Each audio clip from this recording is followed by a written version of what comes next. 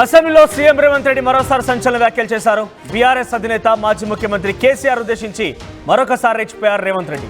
కేసీఆర్తో కృష్ణా జలాలు ప్రాజెక్టులపైన చర్చకు సిద్ధమంటూనే సీఎం ఒకవైపు ఆయనని సభకు పిలవాలి కేసీఆర్ అంటూ కూడా స్పీకర్కి విజ్ఞప్తి చేశారు.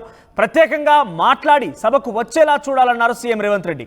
కృష్ణా జలాలను ఏపీకి అక్రమంగా కట్టబెట్టింది కేసీఆర్ అంటూ సీఎం ఈ అసెంబ్లీ వేదికగా మాట్లాడుకొస్తూ రోజా ఇంట్లో రొయ్యల కూర తిని మన నీళ్లు కట్టబెట్టాడు అంటూ కూడా మాట్లాడుకొచ్చారు.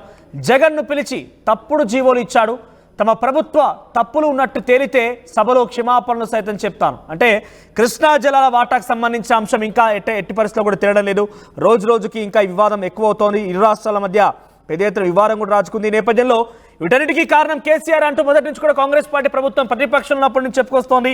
అధికారంలోకి వచ్చాక కూడా మాజీ ముఖ్యమంత్రి కేసీఆర్ వీటన్నిటికీ కారణం అంటూ చెప్పుకొచ్చింది. ఈ నేపథ్యంలో రోజా ఇంట్లో రొయ్యల చేపలు తిని జగన్కి తప్పుడు జీవోలు ఇచ్చి అటు ఆంధ్రప్రదేశ్కి అక్రమంగా మన నీళ్ళను మొత్తం కూడా కట్టబెట్టి తెలంగాణ ప్రజల్ని అన్యాయం చేశారు కేసీఆర్ అంటూ మరోసారి అసెంబ్లీ రెచ్చిపోవడమే కాకుండా అవసరమైతే ప్రత్యేకంగా పిలిపించండి, ఈ విషయాలపైన మాట్లాడదాం, ఒకవేళ కనుక కాంగ్రెస్ పార్టీదే తప్పని కనుక తేలితే నేను క్షమాపణ చెప్తానంటూ కూడా అసెంబ్లీ వేదికగా సీఎం రేవంత్ రెడ్డి మాట్లాడేప్పుడు హాట్ టాపిక్గా మారింది.